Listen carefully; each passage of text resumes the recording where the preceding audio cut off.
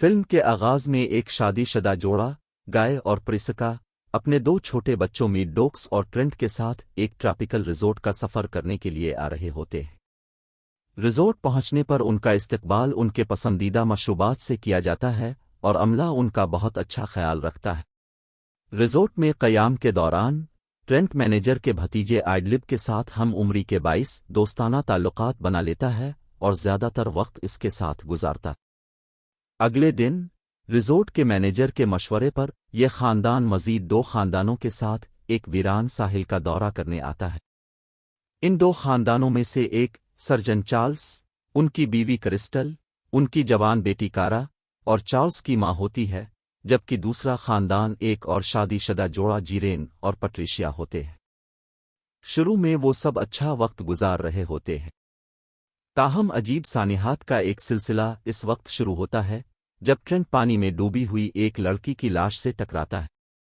اسی دوران ایک عجیب آدمی نمودار ہوتا ہے جو ایک مشہور ریپر مڈ سائزڈ سیڈین ہوتا ہے اور وہ اس مردہ لڑکی کے ساتھ آیا ہوتا ہے۔ اس واقعے کے فوراً بعد چارلز کی والدہ بغیر کسی وجہ کے انتقال کر جاتی ہے۔ ان پراسرار واقعات سے گھبرا کر وہ ساحل سے نکلنے کی کوشش کرتے ہیں، لیکن پراسرار طریقے سے بے ہوش ہو جاتے ہیں اور اپنے آپ کو دوبارہ اسی ساحل پر پاتے ہیں۔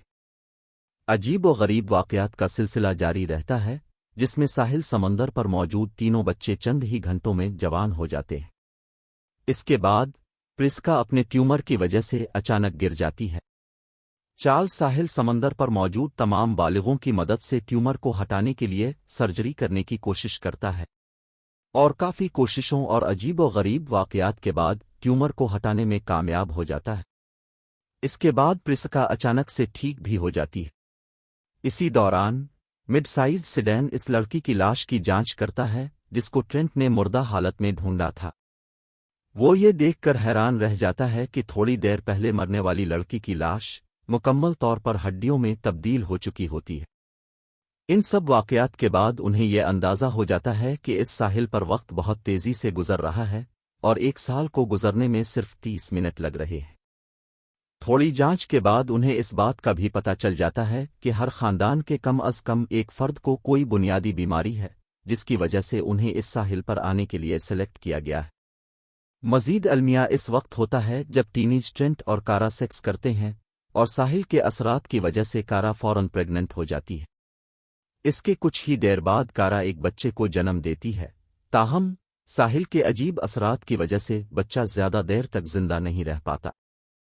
اس کے کچھ ہی دیر بعد ڈاکٹر چارلز اپنی بگڑتی ہوئی شیزوفرینیا کے باعث مڈ سائز سیڈین پر حملہ کرتا ہے اور اسے مار ڈالتا ہے۔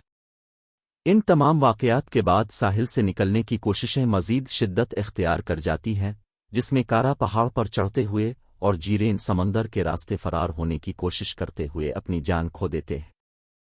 پیٹریشیا بھی جیرین کی موت اور اپنی طبی حالات کے عروج پر پہنچنے سے مر جاتی ہے۔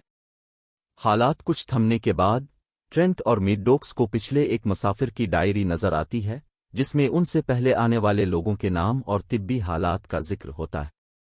اس دوران ڈاکٹر چارلز کی حالت دوبارہ خراب ہو جاتی ہے اور اس بار وہ اپنے چاقو سے گائے پر حملہ کرتا ہے، تاہم پریسکا ڈاکٹر چارلز کو زخمی کر کے گائے کو بچانے میں کامیاب ہو جاتی ہے۔ اس واقعے کے فوراً بعد ڈاکٹر چارلز اپنے زخم کی انفیکشن اور پیٹریشیا اپنی طبی حالت کے باعث ساحل پر ہی دم توڑ دیتے ہیں۔ اس کے بعد ساحل پر صرف گائے اور اس کا خاندان ہی باقی بچ جاتا ہے۔ وہ سب کیمپ فائر کے گرد جمع ہو جاتے ہیں اور اپنے آخری لمحات ایک ساتھ گزارتے ہیں۔ اگلا منظر ساحل پر صرف ٹرینٹ اور میڈ ڈوکس کو دکھاتا ہے جو ساحل کے اثرات کے باعث کافی بڑے ہو چکے ہوتے ہیں اور وہ بے بسی سے ساحل پر اپنی موت کا انتظار کر رہے ہوتے ہیں۔ اسی دوران ٹرینٹ کو اپنے سامان میں آئڈلب کا دیا ہوا ایک نوٹ نظر آتا ہے جس میں ساحل سے نکلنے کے طریقے کے بارے میں اشارہ دیا گیا ہوتا۔ باہر نکلنے کا کوئی اور راستہ نہ ہونے کے باعث وہ آئڈلب کے بتائے ہوئے راستے کی طرف بڑھتے ہیں اور کافی مشکلات اور جدوجہد کے بعد ساحل سے باہر نکلنے میں کامیاب ہو جاتے ہیں۔ ریزورٹ پہنچنے پر ٹرینٹ اور میڈ ڈوکس ڈائری کو استعمال کر کے پولیس کو ریزورٹ لانے میں کامیاب ہو جاتے ہیں۔ تحقیقات پر پتہ چلتا ہے کہ یہ ریزورٹ نئی طبی ادویات کے کلینیکل ٹرائلز کرنے والی تحقیقاتی ٹیم کے لیے ایک فرنٹ ہے جو بے خبر مہمانوں کو ٹیسٹ سبجیکٹس کے طور پر استعمال کرتے ہیں تاکہ اپنی دوائیوں کو چیک کر سکیں اور اپنی دوائیوں کے اثرات کو جلد جانچنے کے لیے وہ اپنے مہمانوں کو ساحل سمندر پر لے جاتے ہیں کیونکہ وہاں ایک دن 30 منٹ میں گزرتا ہے